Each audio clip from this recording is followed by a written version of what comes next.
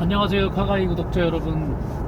오늘은 우리 카가이 에디터들이랑 마지막 가는 겨울을 아쉬워하면서 벌써 확 와버린 봄을 만끽하러 멀리 진주까지 가고 있습니다. 지금 저희가 오늘은 캠리 하이브리드 XXE, 얌전한 캠리하고 다르게 생긴 약간 드레스업을한 XSE 모델을 타고 왔는데요. 오늘은 장거리 연비 중점적으로, 또 캠리가 얼마나 편안한 차량인지, 왜 이게 미국에서 많이 팔리는지, 한국에서는 어떤 점하고 좀 안 맞는 부분이 있는지 등을 중점으로 한번 다뤄보려고 합니다.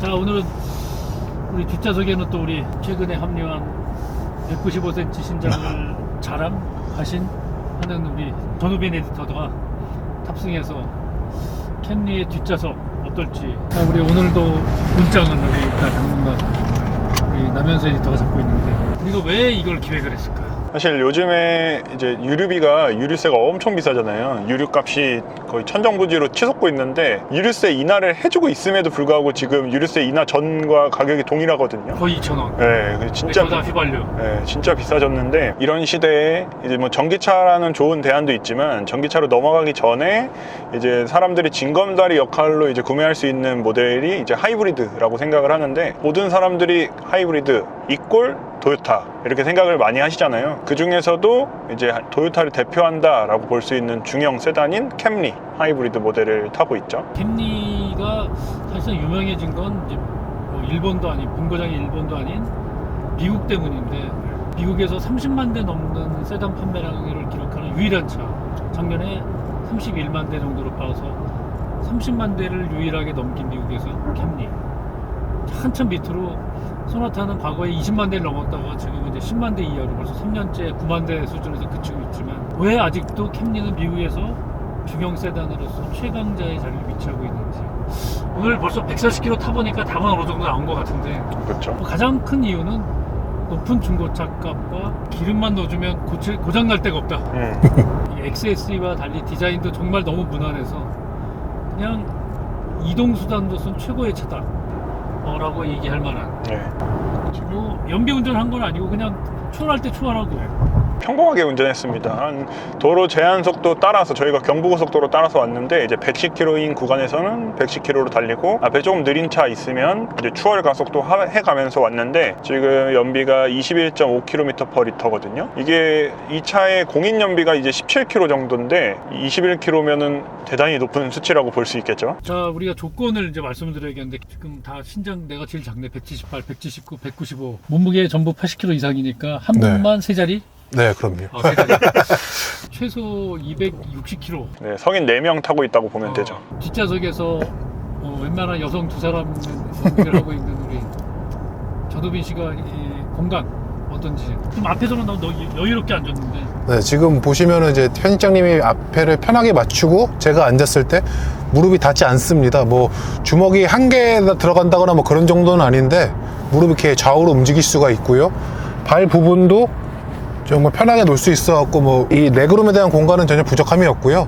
지금 보시겠지만 저는 이제 키가 너무 커서 이제 헤드룸은 제 기준으로 보시면 안 되고요. 그렇지만 이렇게 좌우로 움직일 수 있고, 뭐 키가 움직이는. 너무 큰 거야? 상체가 긴 거야? 아, 이거는 저는 키가 크다고 말씀하시고 말씀드리고 싶네요. 네. 그리고 지금 보시다시피 제가 이렇게 앉았을 때 엉덩이 부분이나 시트도 짧지가 않고요. 평균 신장이신 분들은 정말 이렇게 부족함이 없다고 말씀드릴 수 있습니다. 평균 신장보다 커도 한 180까지는 아무 문제 없는.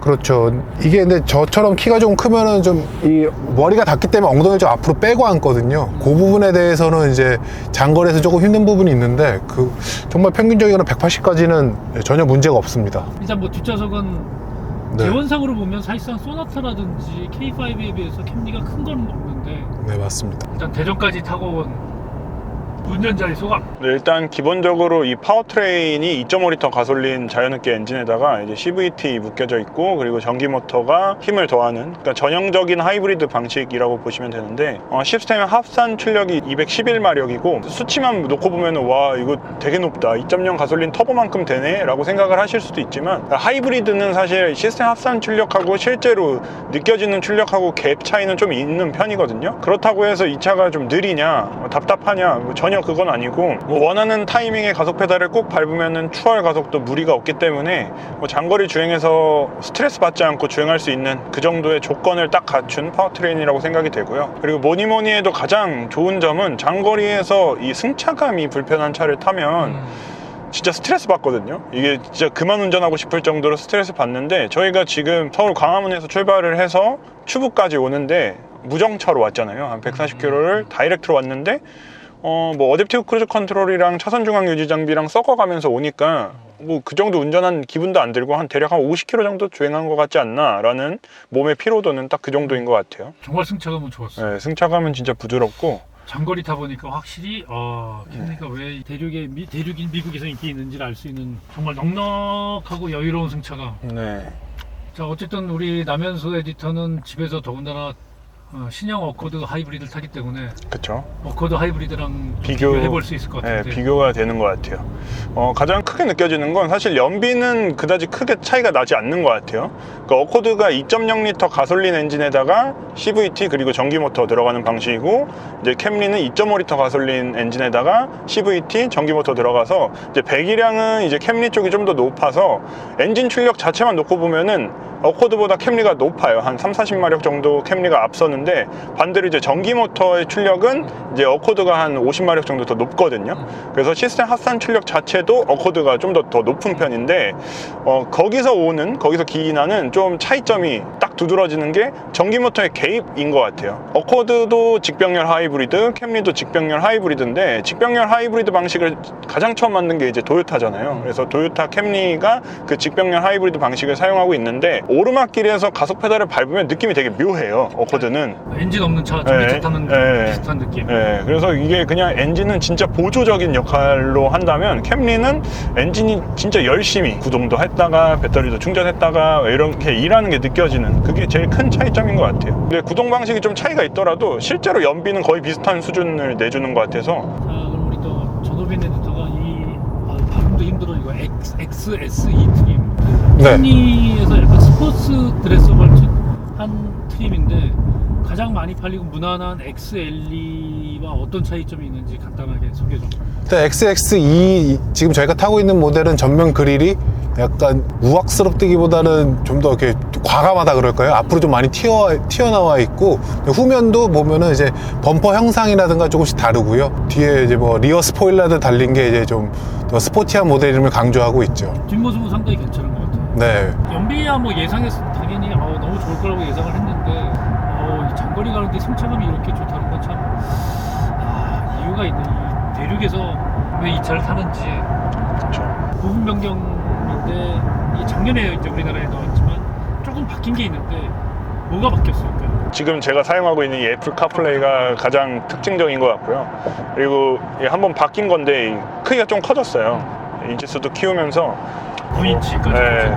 그래서 뭐 애플 카플레이 사용하는데 전혀 문제 없고요. 9인치가 굉장히 크네요. 네. 그 외에 바뀐 구성은 사실 딱히 없고, XSE 트림이라서 들어가는 게 이 패널이 원래는 약간 우드 느낌 나는 앤데, 여기 이제 블랙 하이그로시로 처리가 되고. XSE랑 블랙 하이그로시. 네.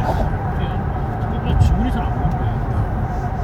뭐가 다른가 봐 이거. 블랙 하이그로시도 요즘에 이제 지문이 많이 묻는다는 이슈가 좀 있다 보니까 여기다 이제 코팅을 좀 한다고 하더라고요. 코팅 세게 한다고 그다음에 왁스도 바르고. 제가 잘 사용하면서 왔던 기능은 어댑티브 크루즈 컨트롤이랑 차선 중앙 유지 장비.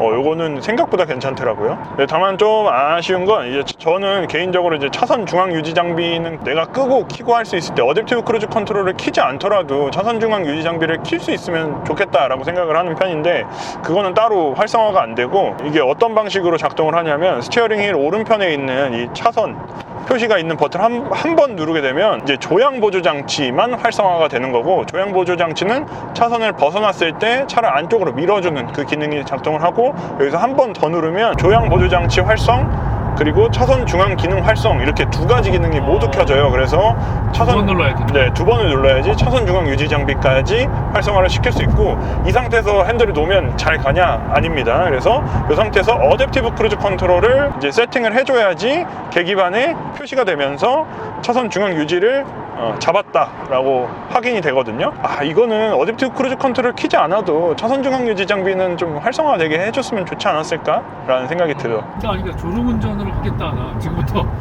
그렇다고 이제 어댑티브 키고 차선 중앙 유지까지 키고 사용해라 뭐 그런 메시지인 것 같아요. 근데 또 재밌는 거는 이게 한번 업데이트를 거치면서 단순한 어댑티브 크루즈 컨트롤이 아니라 곡선로에서 속도를 좀 줄여주는 그 기능도 이제 추가가 됐거든요. 그래서 계기판에 이 곡선로에서 속도를 줄일 때는 이 차선 중앙 유지 장비 위에 이렇게 곡선 표시가 들어와요. 제 차가 앞차를 인식했을 때는 여기에 차를 인식해서 차량을 추적하는 기능까지 추가가 돼서 차선이 갑자기 사라지는 상황에서도 앞차를 쫓아갈 수 있는 이런 기능까지 추가가 돼서 뭐 장거리 주행에서 이만한 옵션은 없는 것 같아요. 이거 무조건 있어야 되는. 제가 손을 완전 떼진 않고 한 요 정도로만 잡을 수 있을 정도로만 한번 가보겠습니다. 곡선로인데 뭐 치우치지 않고 잘 따라서 가는 모습을 보여주고요. 여기다 물병 껴놔도 되니까. 저 이제 토크 방식이니까 아마 이렇게 무거운 거 껴놓으면은 이렇게 툭툭 쳐주면서. 절대 따라하시면 안 됩니다. 네. 예전에 테슬라 했을 때 내가 물병 껴보니까 진짜 잘 되더라고. 바나나나 뭐 오렌지 같은 거 사각 끼는 사람도 있고.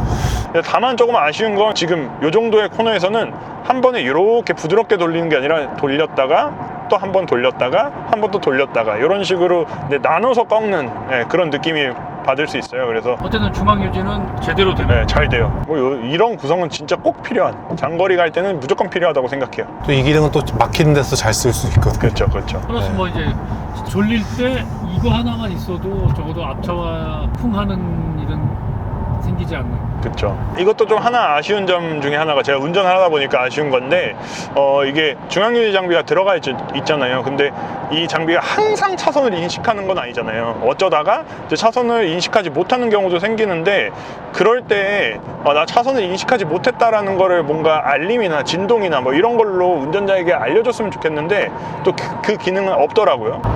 어쨌든 아다 쓰던 차선 중앙 유지를 쓰던 간에 전방 주시와 핸들을 꼭 잡고 있는 거는 반드시 해야 되는 건데, 네네. 그걸 안 하면 이제 운전자가 하셔야 되니까. 그렇죠. 편의 장비 뭐 늘 나오지만 현대기아만한 편의 장비는 없다고 하지만 네. 지금 내구성만큼은 모든 테스트에서 캠리를 따라가는 차가 아직까지 없는. 그렇죠.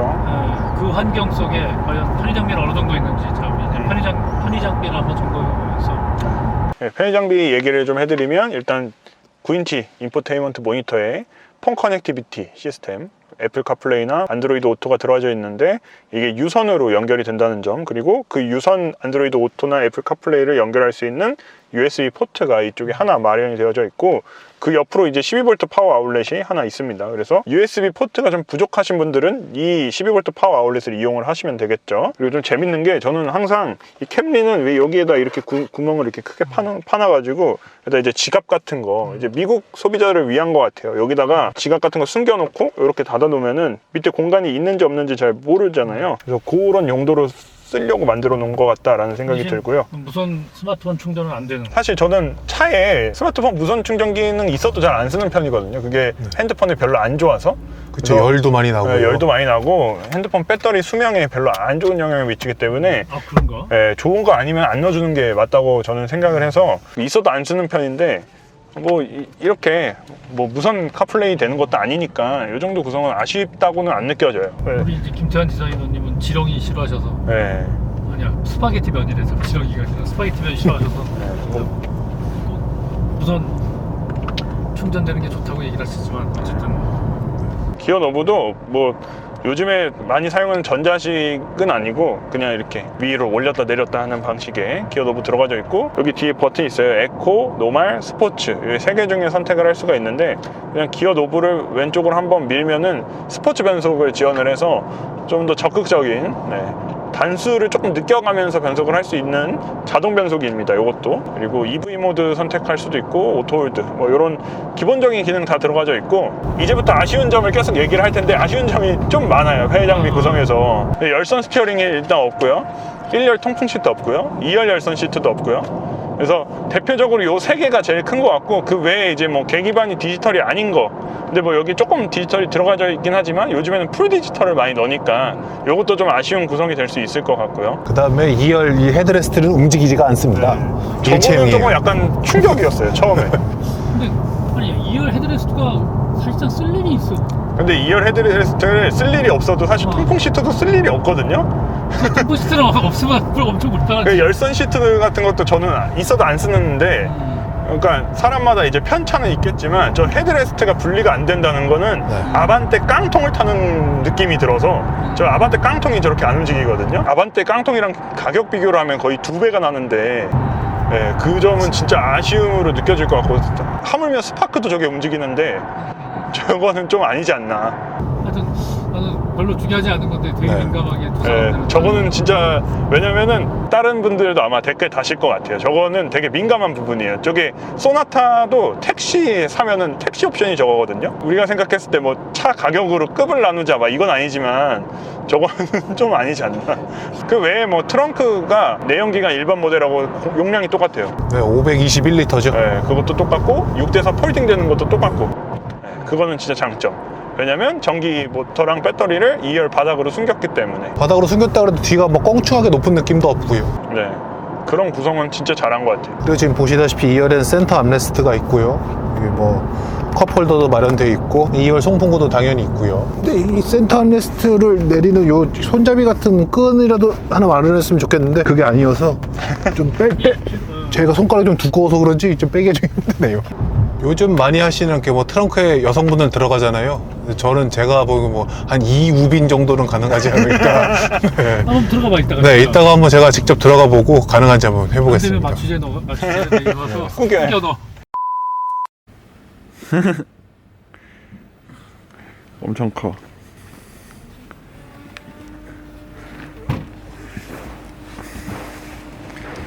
오. 2명 가능할 것 같아요?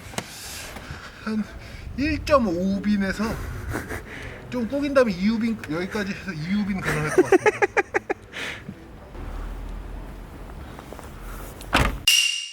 장거리 우리가 시승을 캠리 하이브리드로 했는데 총평 이 차의 장단점 그리고 어떤 사람들에게 이 차가 맞을까? 저부터 하면은 캠리는 그냥 차에 그렇게 관심을 안 가지는데 그래도 차 때문에 스트레스는 받고 싶지 않다 라고 하시는 분들이 선택하시면 딱 맞을 것 같아요.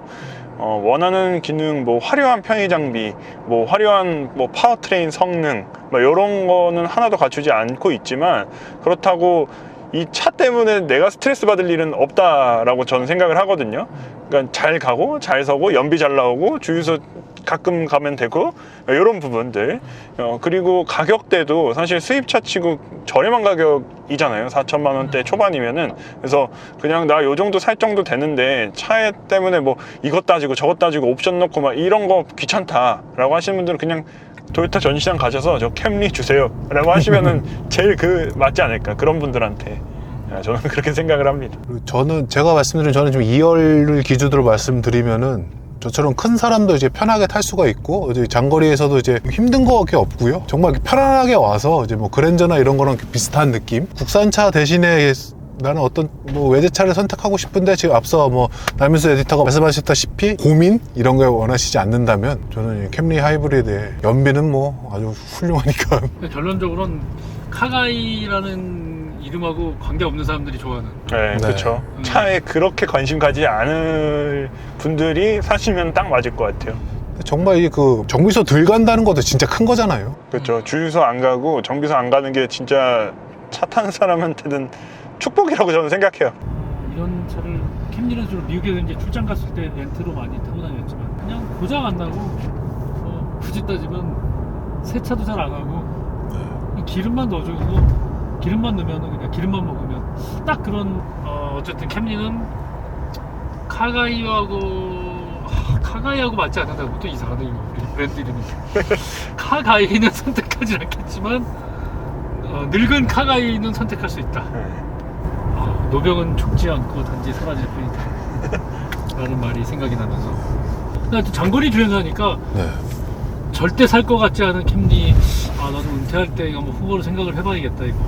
그렇죠. 이 정도면 그냥 편안하게. 네, 장거리 타니까 이제 뭔가 매력이 있어요. 승차감이 이거 장난 아닌데 너무 괜찮은 것 같아. 자, 노병은 죽지 않고 사라질 뿐이다. 생각지도 않았던 단어가 생각이 나면서 캠리 하이브리드는 이것으로 마치겠습니다. 안녕. 안녕.